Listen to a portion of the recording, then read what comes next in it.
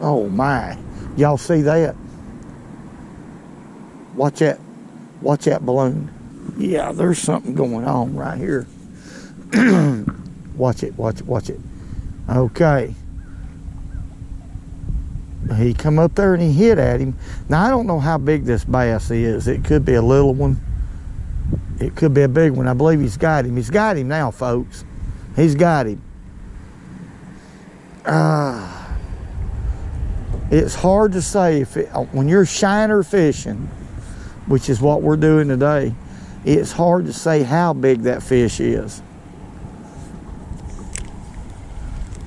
You know, little bitty ones, little bitty bass will hit shiners.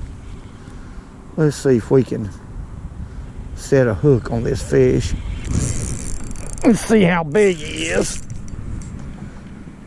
He ain't too bad.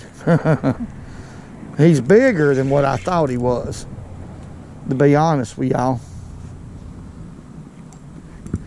Quite a bit bigger than what I thought. I thought he was about 1.5 pounds. He's actually a pretty good fish.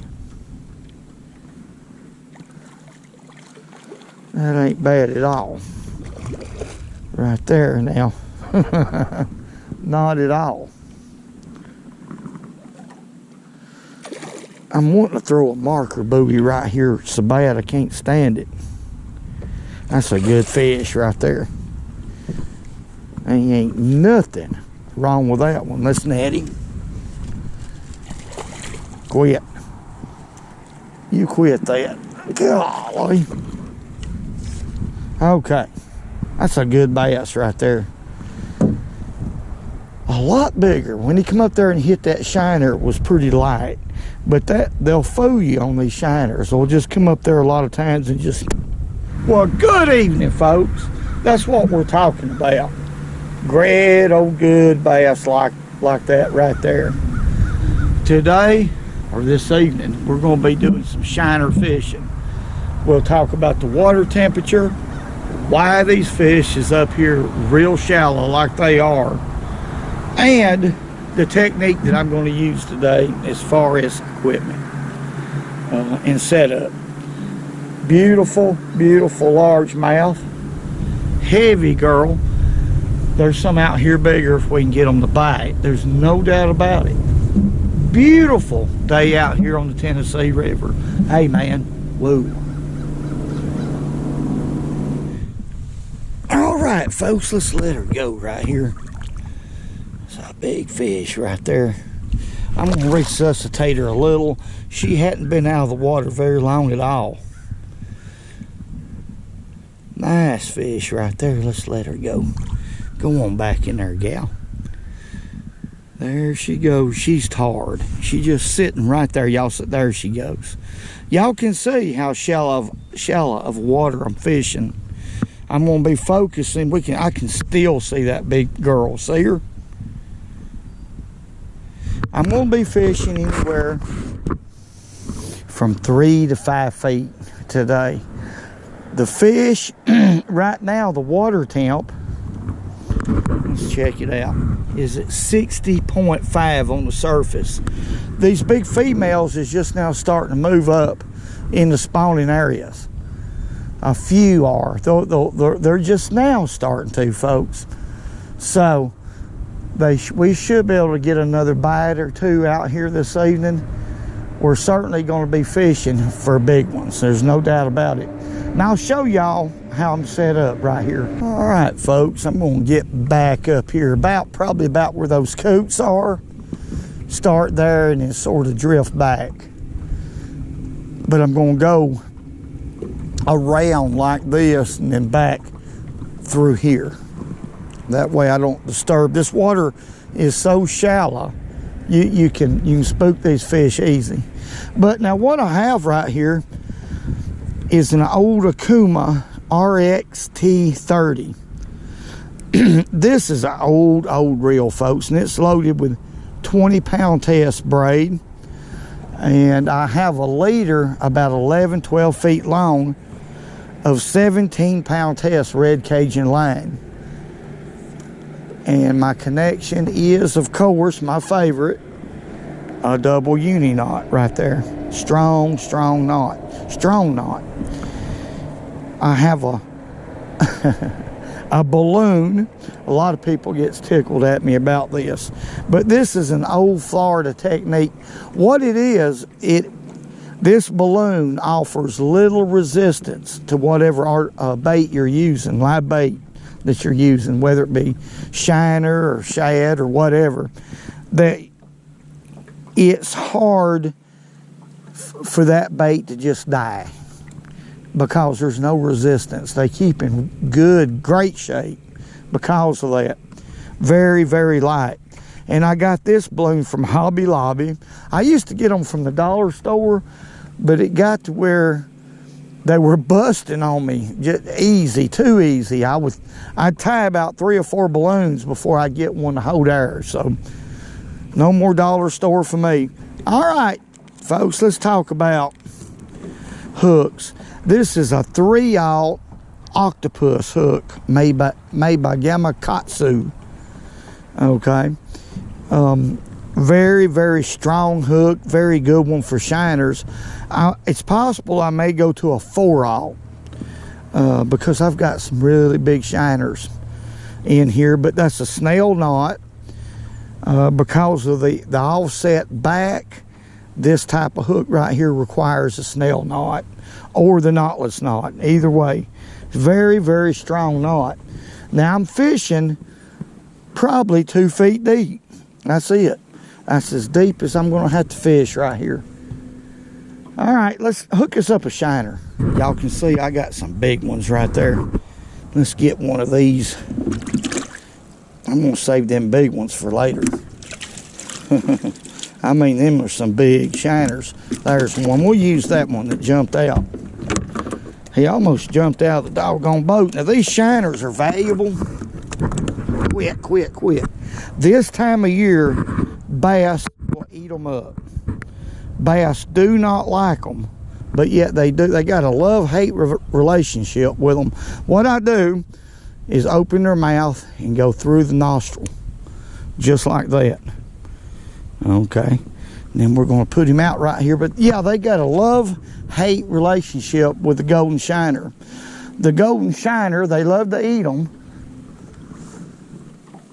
but they don't like them this time of year because, for the simple reason, I'm getting a phone call. Y'all excuse my stuttering. For the simple reason that they eat bass eggs. Okay. They're back up in here where they're spawning, and they're going to eat them. They're going to kill them. They're going to do something to them. They absolutely eat bass eggs. And on top of that, bass just loves to eat them anyway. So that's how good of a bait a shiner is, a golden shiner. I hear a lot of people saying, God, them things stink and all that. They don't smell no different than any other fish. They're the best big bass bait you can possibly use is a golden shiner. Now, folks, if I can, I like to fish a shiner way behind the boat if I can. And I'm in a good situation right here where I can because of the way the wind's blowing. But you'll catch bigger bass if you'll do that. The big fish are a lot harder to catch than the smaller fish. They're a lot smarter. Their senses are way up there. So you need to consider that when you're fishing shallow water. Be very, very quiet and fish a long ways from the boat. And use the trolling motor just as less as you possibly can. And all I'm doing is just letting that shiner swim. When that shiner sees a bass, when a bass comes up to it, you'll be able to tell by watching that balloon, because that shiner will absolutely go nuts. You can see right now my shiner is just sort of barely swimming, but we're drifting. Now let's suppose, and this is what we hope is going to happen, that shiner goes over the top of a bass, and that bass comes up to that shiner. That balloon will go to hopping and skipping and jumping everywhere. And a lot of times the shiner will come up on the surface. He's trying to get away. Golly. Look here, folks. Oh, me. I don't know. Well, he's got him. But it's hard to say. Just like I said on that first fish, it could be a big one, but it's acting like a small one the way he hit it. So I'm going to let him have it just a little bit. He's actually coming towards me, which is good. All right, let's see what we got. No, it ain't. This is a big son of a gun. Y'all excuse me, I was wrong. What in the world do we got right here? It's a good one. I didn't expect that, the way that fish hit that.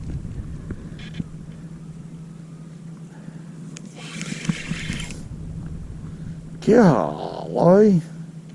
This is a good fish right here. I hope he didn't bust my balloon. Oh, whoa, whoa. This one here is mean, folks. I guarantee you that. That fish hit like a little bitty one. Them old big fish will fool you sometimes. The way they hit a shiner. I want y'all to watch this fish fight. Golly, it's a mule. He'll quit right here directly. Look here, what a fish. Golly.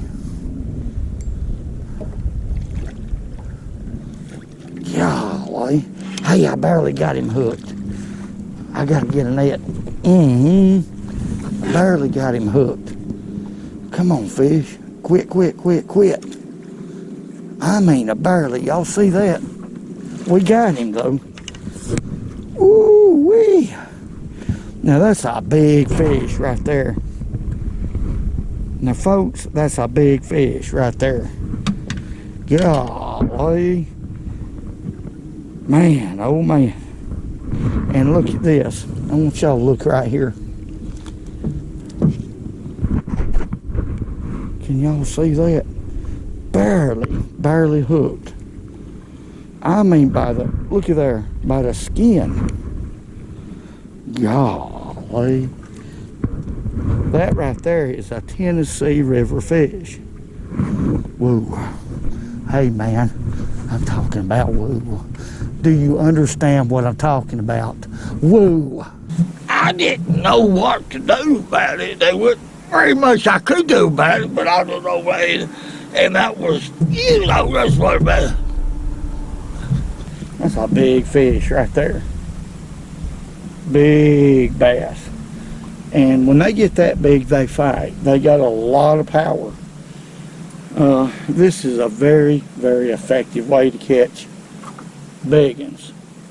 Let's let her go. Me and her, we went round and around. I don't horse fish, and a lot of times that tires them out big time. Let's see what she'll do right here. There she goes. Big old fish. This is a little dip right here, which is a spawning area.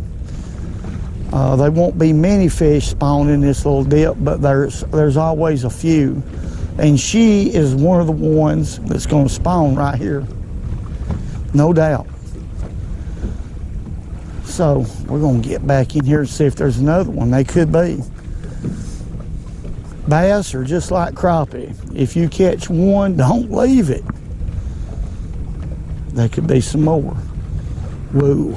There could be another one right out in here, right out in here. 4, 5, 6 feet of water. Okay, hey man, Elmer, he's got gas. He's got the stinking pinto bean gas.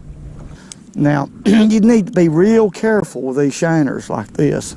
What I'm gonna do, I don't like to cast them much because it'll kill them. If they hit a certain way, it'll kill them dead.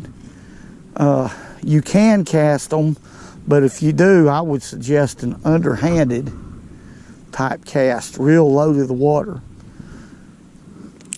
which can be done better with a bait caster than a spinning rod. I'm just using this rod here because it's lightweight, the reel's ultra light. It's just fun. I mean, it's a blast. When you stick a fish with it as light as it is, it just makes it a lot of fun. A lot of fun, folks. But that's just me. Let's see here. A bait caster would be fine too. I'm gonna let him just go away from the boat. Hope you don't get in this eelgrass. But yeah, that's what it takes a lot of times, just being patient. Y'all watch that float right there. I keep calling it a float. Y'all watch that balloon.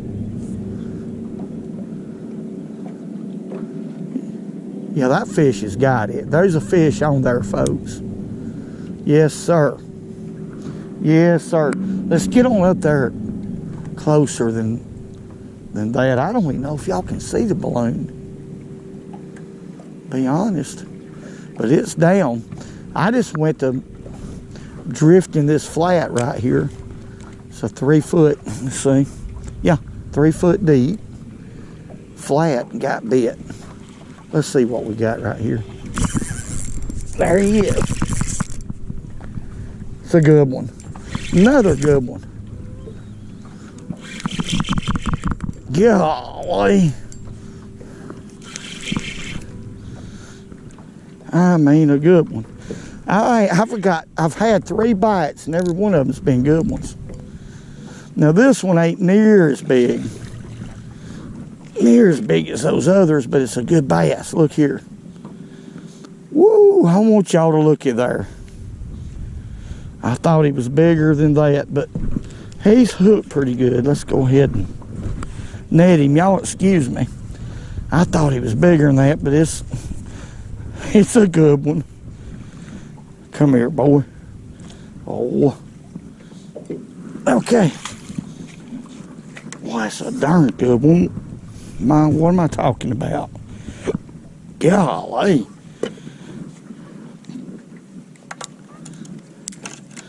I don't know what I'm talking about. That is a big fish right there. They're all good. All of these doggone bass is good, man. Don't you understand? There's no sport like the sport of fishing. Folks, I'm having a ball. This is a technique that I learned in Florida when I was a kid. And I'm going to tell you what, if you want to catch big bass, this is the way to do it. This fish right here, let's take a look at her, or him. It's a good fish. Got her right there in that tough corner right there. They won't never hardly come off, but that's the smallest bass I've caught. And she's probably 3.5 or better. Maybe 4, I don't know, but that's the smallest bass I've caught. Shiners, I do it. Now, I have had to be patient because these fish are just now starting to really move up. But if you're patient, you can catch these two, I guarantee y'all that. Let's let her go. Good bass. Wow. I've had a lot of fun out here, I guarantee you. That's the smallest fish I've caught. Wow, she took off like a bullet. Is fishing not a sport second to none? I want y'all to tell me, because maybe it's me. Maybe I'm wrong. But I doubt it. You know, folks, location is very important when it comes to catching big fish. And it don't matter whether or not you target those fish with live bait or artificials. The best thing to do is think about spawning areas, the back end of coves, cuts, things of that nature. Areas that offer shallow water. Fish out in the front, out a little bit deeper, in front of those areas, and you'll catch a big one. There's no doubt about it. I want to say, God bless each and every one of y'all. Thank y'all for all the great comments and everything y'all do for this channel. Hey, the pollen is rough. Woo. Okay, this is the floating stuff. And remember, go fishing when you can, because it's good for you.